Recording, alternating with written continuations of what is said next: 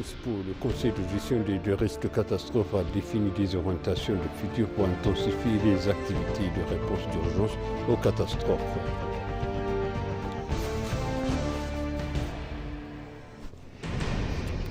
L'Université de la Défense a diplômé les étudiants qui l'ont enseigné dans divers domaines professionnels.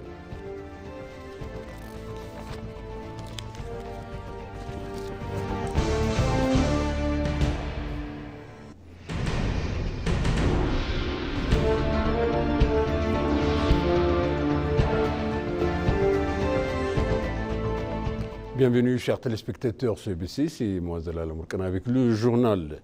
Le ministre des Affaires étrangères, Taye Askasselassie, a rencontré le cheikh Chabout Nayam Al-Nayam, membre du cabinet et ministre d'État des Affaires étrangères des Émirats arabes unis. Au cours de leur rencontre, les deux responsables ont discuté de divers aspects de relations bilatérales ainsi que d'importantes questions régionales selon le ministère des Affaires étrangères.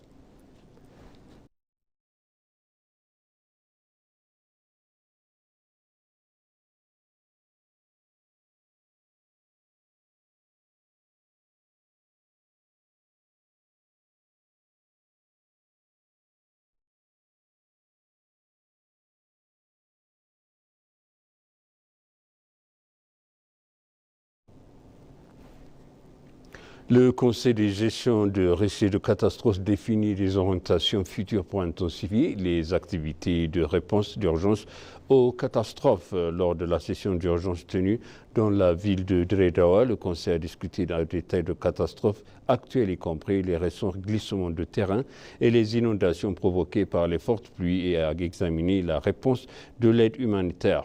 Le vice-premier ministre a souligné la nécessité de mettre en place un système efficace de préparation aux situations d'urgence pour gérer les futurs accidents. Il a donné un ordre exécutif au Conseil afin d'améliorer les activités de prévention de catastrophes et de fournir des informations en temps opportun. Il a souligné l'importance de renforcer l'aide aux personnes déplacées par les catastrophes, soulignant qu'il faut se concentrer sur la recherche de solutions à long terme à cet égard.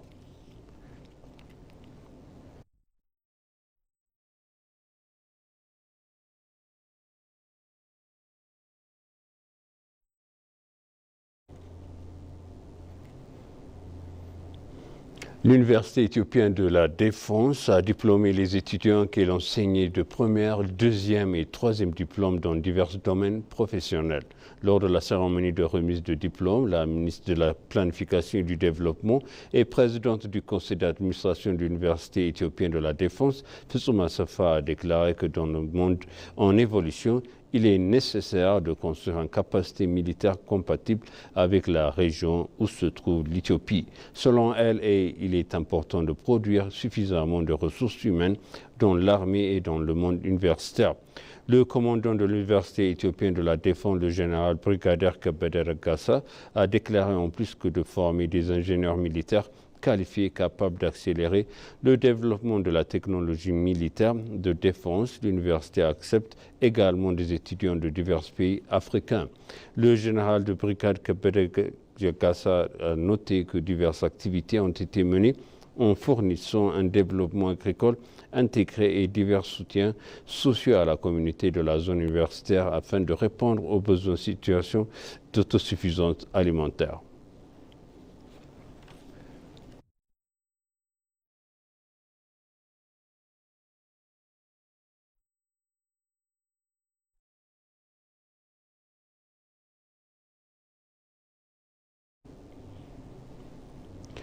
L'Éthiopie a signé un accord d'achat d'électricité et de mise en œuvre du projet éolien Aïcha 1 de 300 MW avec la société Amea Power des Émirats arabes unis.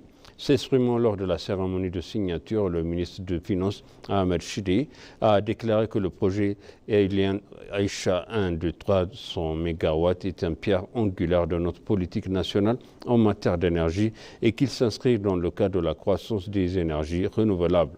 En outre, Ahmed a ajouté que ce projet s'aligne sur les meilleures pratiques internationales et répond aux normes gouvernementales et environnementales. Le président d'Amia Power, Hassan Al-Noaï, a déclaré que le projet éolien Aïcha 1 de 300 MW marque une étape importante pour Amia Power. Amia Power est l'une des entreprises d'énergie renouvelable à la croissance la plus rapide de la région avec un pipeline d'énergie propre de plus de 6 000 MW dans 20 pays.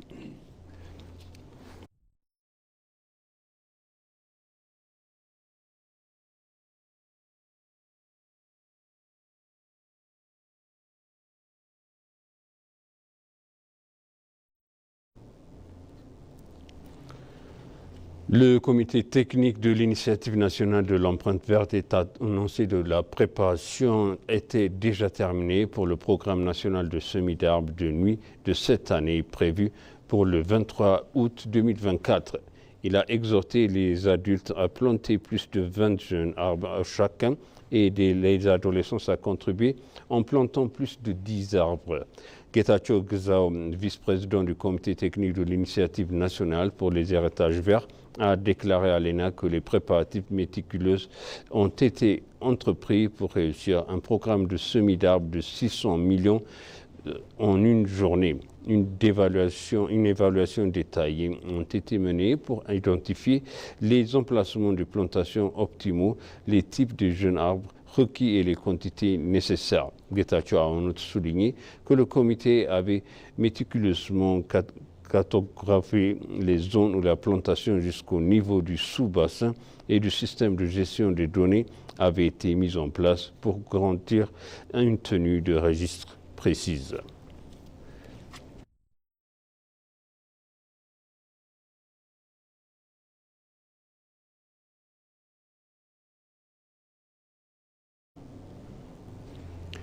Le siège social de la Confédération africaine de boxe a été officiellement inauguré à Unity Park, ici à Addis Abeba. L'ouverture du siège de la Confédération africaine de boxe en Éthiopie par la ministre de la Culture et des Sports, Mme Shawit Shankar, est une victoire historique. Elle a dit que l'ouverture du bureau est importante pour le développement du sport.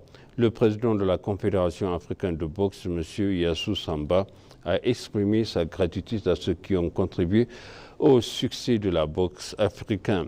La cérémonie d'inauguration s'est déroulée en présence du ministère de la Culture et de Sport, Shawit Shankar, du président de la Confédération africaine, Yassou Bond, et d'autres responsables, dont les membres du conseil d'administration de la Confédération.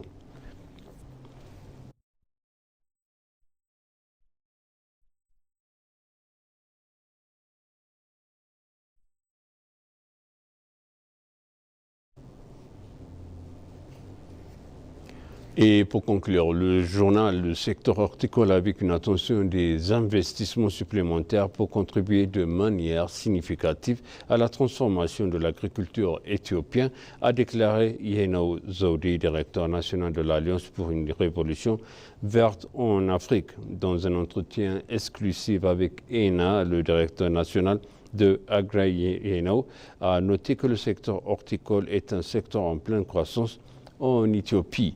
Il a ajouté qu'elle contribuera de manière significative à la transformation de l'agriculture éthiopienne avec une attention et des investissements supplémentaires.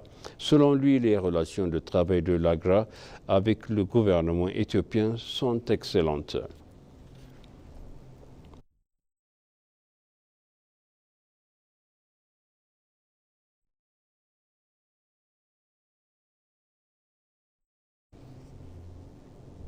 Et maintenant, je rappelle les titres principaux. Le Conseil de gestion de risques de catastrophe a défini des orientations futures pour intensifier les activités de réponse d'urgence aux catastrophes.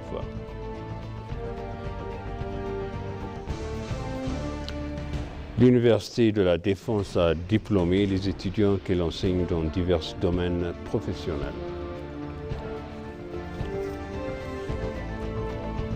Chers téléspectateurs, ainsi s'achève le journal. C'était moi, Zalal Amorkana, avec vous et je vous souhaite une bonne suite de programme.